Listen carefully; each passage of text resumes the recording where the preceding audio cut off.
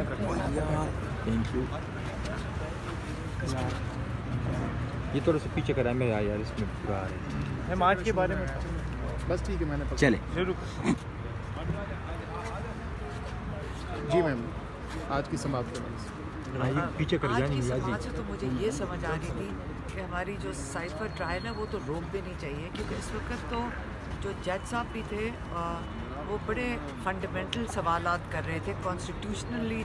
उन्होंने कहा कि ये हमारी आइन की तहफ़्फ़ुज़ के लिए बड़ा ज़रूरी है कि हम इसको बहुत डिटेल में इसको एग्ज़ामिन करें, जो दफ़ात लगाई गई हैं खान साहब के ऊपर। और ये क्योंकि आपने ट्रीज़न की दफ़ात है, इसको एहतियात करनी चाहिए। लेकिन जब हम जेल में जाते हैं, जो आपको पता है कि इन कैमरा है, उन्होंने तो ये भी कहा था अगर फैमिली भी बात करेगी साइफर के ऊपर तो उनको भी हम जेल में डाल देंगे, मेरे ख्याल में FIR काट देंगे। तो ये जल्दी भी है, इनको 8-8, 10-10 विटनेसेस को जल्दी ला के उनको फारग कर रहे हैं। किस चीज़ के लिए जल्दी है? उनको इन्होंने कन्विक्ट करना है। इसके अंदर बदनीयती नज़र आ रही है, बिल्कुल बदनीयती नज़र आ रही है। आज हाई कोर्ट में हमें ये तसल्ली होती है कि वो बड़े एहतियात और मोहतात करके चल रहे हैं। वो ये दफ़ात को भी एग्ज़ामिन कर रहे हैं, और जो आज प्रोसिक्यूशन जिस तरह बात कर रही थी उसी से समझ आ रही थी कि मेरे ख्याल में उनको भी नहीं समझ आ रही कि वो कर क्या रहे हैं। अटॉर्नी जनरल को भी नहीं समझ आ रही थी। और ये नहीं कि मैं उनकी कोई बुराई या उनको अंडरमाइन नहीं कर रही हूँ, लेकिन ये इतनी टेक्निकल चीज़ है, ये समझ आई है कि सिर्फ हमें नहीं समझना, जो लॉयर्स हैं, अटॉर्नी जनरल है, प्रोसिक्यूशन है, सबको बैठ के इसको मोहतात होकर इसको इस्तेमाल करना चाहिए। एक एक्स प्राइम मिनिस्टर, एक एक्स फॉरेन मिनिस्टर, जिनके ऊपर ये चार्जेस लगाए गए हैं, ये इनको मोहतात होना चाहिए।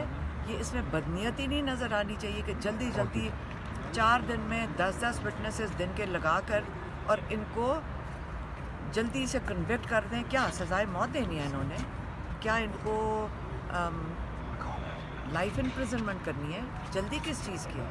अगर बदनीयती नज़र आएगी तो ये, जैसे मैंने आपको पहले कहा, हम पहले ही इस पर प्रोसीड कर रहे हैं मुल्क के बाहर, इसीलिए क्योंकि यहाँ पे बदनीयती नज़र आ रही है हमें लोअर कोर्ट्स में।